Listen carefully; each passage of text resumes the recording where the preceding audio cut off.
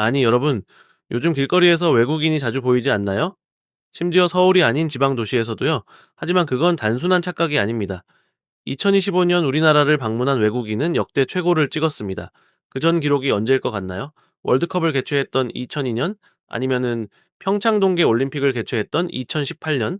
아쉽게도 둘 다 아닙니다. 바로 2019년 코로나가 터지기 직전이었죠. 코로나 이후 정말 최악이었습니다.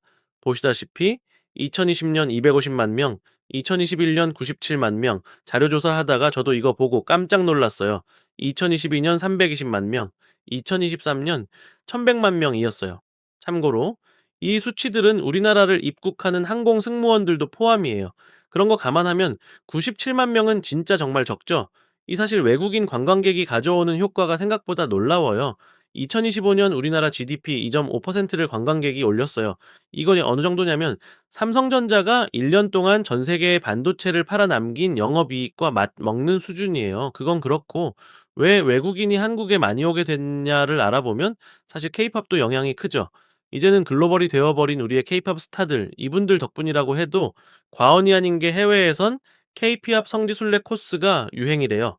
뮤비에 나왔던 장소를 가고 또 연예인들이 목격된 식당을 찾아가는 게 일종의 투어래요. 그래서 BTS 팬 사이에선 BTS 백반집이라는 곳이 굉장히 유명하대요.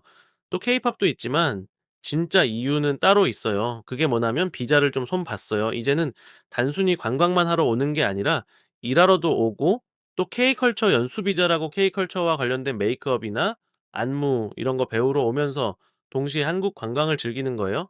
또 SNS 발전이 한국 관광에 힘을 좀 보태줬어요.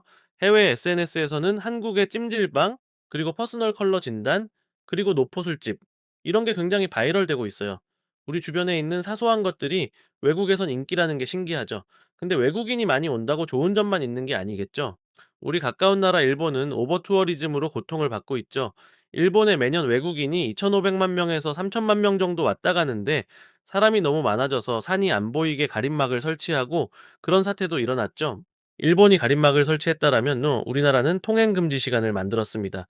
북촌 한옥마을은 인스타에서 핫플레이스가 된 이후로 주민들이 늦은 시간까지 고통받고 있죠. 그래서 낸 조치가 레드존이라는 구역을 만들어서 오후 5시부터 다음 날 오전 10시까지 관광객의 통제를 제한하고 있죠. 우리나라에 작년 1,800만 명 정도가 왔다 갔는데 이게 무슨 말이냐면은 일본 인구 1억 2천에 비하면 3,100만 명은 33% 수준밖에 안 돼요. 그런데 한국 인구 5천만 명에 1,800만 명은 거의 40%에 육박해요. 또 일본은 크게는 도쿄, 오사카, 그리고 후쿠오카, 오키나와 등 여행지가 많은 반면에 우리나라는 크게 서울, 부산, 제주 정도밖에 없고 땅덩어리도 더 좁죠. 체감상 일본 3천만 명보다 훨씬 더 복잡하고 북적거리게 느낄 수밖에 없어요. 그리고 일본은 엔저라는 강력한 치트키를 써서 숫자를 늘렸지만 우리는 K컬처라는 문화적 매력으로 승부를 보고 있죠. 캬 국뽕 낭낭하죠잉. 2026년에 우리나라에 방문할 외국인 관광객은 2천만 명으로 예상돼요. 이로 인해 우리 수중에 30조 원 정도의 현금이 풀릴 것으로 예상하고 있어요. 30조 원이라 크크 생각보다 꽤 규모가 크죠. 이게 어느 정도냐면은 민생지원금 1인당 50만 원이 1년에 걸쳐서 뿌려지는 효과예요. 그것도 우리 세금이 아니라 외부에서 들어온 생돈으로 말이죠. 이게 또 대기업 창고가 아니라 동네 식당, 전통시장 이런 데로 흘러가면 내수 경제는 활력이 도는 거죠. 하지만 우려되는 점도 굉장히 많아요. 손님들이 가져오는 돈에만 집중하는 것이 아니라 그들이 사랑하는 진짜 한국의 모습을 우리 스스로가 먼저 아끼고 지켜내는 것 이게 가장 중요해요. 최근에 광장시장 논란 아시죠? 뭐 "2천 원을 더 나에게 했다." 이런 게 외국인한테는 얼마나 심했을지 한국이란 나라를 단순히 한번 방문하고 말 나라로 만드는 게 아니라 주기적으로 또 다시 여행하고 싶은 나라로 만들어야 해요. 일본에 방문해 본 적이 있으시다면 일본의 친절 문화에 대해 감탄을 자주 하죠. 아니 이렇게까지 저머니 친절하다고 싶은 순간이 많아요.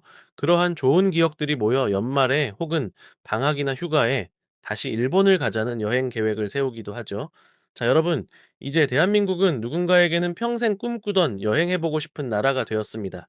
외국인 관광객 2천만 명이 가져올 30조 원의 경제적 낙수 효과는 분명 우리 내수 경제를 다시 뛰게 할 강력한 엔진이 될 것입니다.